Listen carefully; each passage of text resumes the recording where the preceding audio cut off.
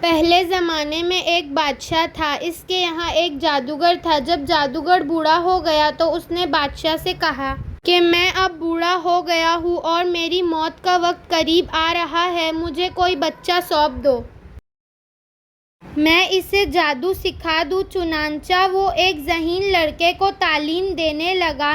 لڑکا اس کے یہاں جاتا تو راستے میں ایک راہب کا گھر پڑتا تھا۔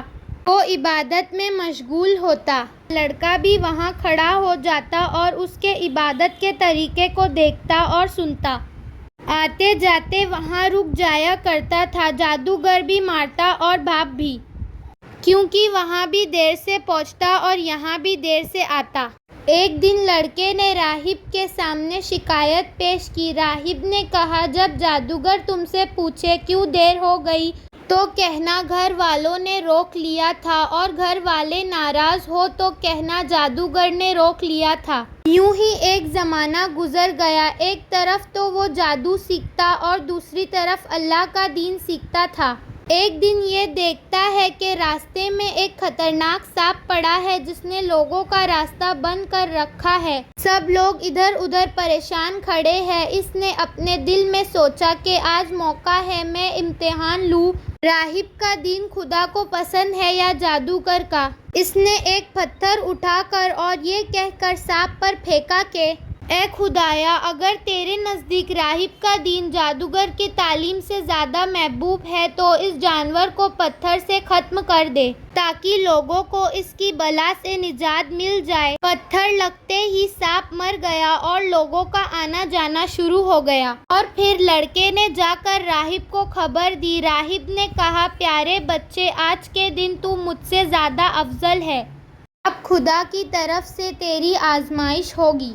اب اس بچے کے پاس حاجت مندوں کی لائن لگ گئی۔ اب اس کی دعا سے اندھا کھوری اور ہر قسم کی بیماری اچھی ہونے لگی۔ بادشاہ کے ایک نابینا وزیر کو یہ بات معلوم پڑی۔ وہ بڑے تحفے لے کر اس بچے کے پاس حاضر ہوا۔ کہنے لگا، مجھے شفا دے دے تو یہ سب تجھے دے دوں گا۔ بچے نے کہا، شفا میرے ہاتھ میں نہیں، میں تو کسی کو شفا نہیں دے سکتا۔ شفا دینے والا واحد اللہ ہے۔ اگر تو اللہ پر ایمان لینے کا وعدہ کرے تو میں تیرے لیے دعا کروں گا۔ وزیر نے اقرار کر لیا۔ بچے نے اس کے لیے دعا کی۔ اللہ نے اسے شفا دے دی۔ وہ بادشاہ کے دربار میں آیا اور جس طرح اندھا ہونے سے پہلے کام کرتا تھا اس طرح کام کرنے لگا۔ جب بادشاہ نے دیکھا تو تعجب سے پوچھا، تیری آنکھیں ٹھیک کیسے ہو گئی؟ وزیر نے کہا، میرے رب نے اسے ٹھیک کر دیا۔ بادشاہ نے کہا، یعنی میں نے ٹھیک کر دیا؟ وزیر نے کہا، نہیں نہیں، میرا اور تیرا رب صرف اللہ ہے۔ اب بادشاہ نے اس کی مار پیٹ شروع کر دی اور طرح طرح کی تکلیفیں دی اور پوچھنے لگا، تجھے یہ تعلیم کس نے دی؟ آخر اس نے بتایا کہ میں نے اس بچے کے ہاتھ پر اسلام قبول کیا ہے۔ بادشاہ نے اس بچے کو بلایا اور کہا، اب تم جادوگر بن گئے ہو، اندھے کو بینا اور بیماریوں کو تندرست کرنے لگے ہو۔ بچے نے کہا، میں کسی کو شفا نہیں دے سکتا، یہ سب غلط ہے، نہ جادوگر ہوں، شفا اللہ کے ہاتھ میں ہے۔ اس پر بادشاہ کہنے لگا، اللہ تو میں ہی ہوں۔ بچے نے کہا، ہرگز نہیں۔ بادشاہ نے کہا، تو میرے سوائے کسی اور کو رب مانتا ہے؟ بچے نے کہا، میرا اور تیرا رب اللہ ہے۔ بادشاہ نے اس بچے کو طرح طرح کی سزائیں دینا شروع کر دی، یہاں تک کہ راہب کا بھی پتہ لگا لیا۔ راہب کو بلا کر کہا، اسلام چھوڑ دے۔ اس نے انکار کر دیا تو بادشاہ نے اسے ختم کر دیا۔ پھر بادشاہ نے بچے کو کہا کہ تو اسلام سے پھر جا۔ اس نے انکار کر دیا تو بادشاہ نے اپنے سپاہیوں کو حکم دیا کہ اسے فلاں پہاڑ کی چوٹی پر لے جاؤ۔ وہاں پہنچ کر اگر یہ دین سے باز آ جائے تو اچھا ہے، ورنہ اسے گرا دو۔ سپاہی لڑکے کو پہاڑ کی چوٹی پر لے گئے۔ جب اسے دھکا دینا چاہا تو لڑکے نے اللہ سے دعا کی، اے خدا، جس طرح تو چاہے مجھے اس سے نجات دے۔ اس دعا کے ساتھ ہی پہاڑ ہلا اور سب سپاہی لڑک گئے، صرف وہی لڑکا باقی بچا رہا۔ وہ وہاں سے بادشاہ کے پاس گیا۔ بادشاہ نے کہا، کیا ہوا، میرے سپاہی کہاں ہیں؟ لڑکے نے کہا خدا نے مجھے بچا لیا اور وہ سب ہلاک ہو گئے۔ بادشاہ نے اپنے دوسرے سپاہیوں کو حکم دیا، اسے ایک کشتی میں بٹھا کر لے جاؤ اور سمندر میں پھینک آؤ۔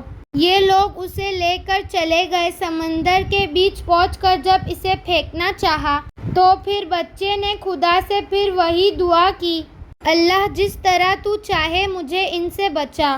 دعا کے ساتھ ہی سمندر میں لہر اٹھی اور سارے سپاہی سمندر میں ڈوب گئے، صرف وہی بچہ باقی رہا۔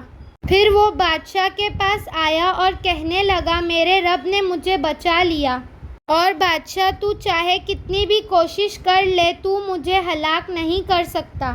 صرف ایک صورت ہے جس طرح میں کہوں، اگر تو اس طرح کرے تو میری جان نکل سکتی ہے۔ بادشاہ نے کہا وہ کیا ہے؟ تمام لوگوں کو ایک میدان میں جمع کرو، پھر کھجور کے پیڑ پر مجھے سولی چڑھا، میرے تیر کو میری کمان میں لگا، اور یہ پڑھ اللہ کے نام سے جو اس کا رب ہے، یہ پڑھ کر تیر میری طرف پھینک دو، مجھے لگے گی اور میں مر جاؤں گا۔ بادشاہ نے یہی کیا اور تیر بچے کو لگی اور بچہ راہ خدا میں شہید ہو گیا۔ اس کے ساتھ ہی چاروں طرف سے آوازیں بلند ہونے لگی، ہم اس بچے کے رب پر ایمان لائے۔ یہ حال دیکھ کر بادشاہ کے ساتھی بڑے گھبرائے اور کہنے لگے ہم تو اس بچے کی ترکیب سمجھے ہی نہیں، دیکھیے اس کا اثر کیا پڑا۔ سب لوگ دین اسلام میں داخل ہو گئے۔ اس بچے کے اللہ کی راہ میں شہید ہونے سے سب نے اسلام قبول کیا۔ بچہ اپنے مقصد میں کامیاب ہوا۔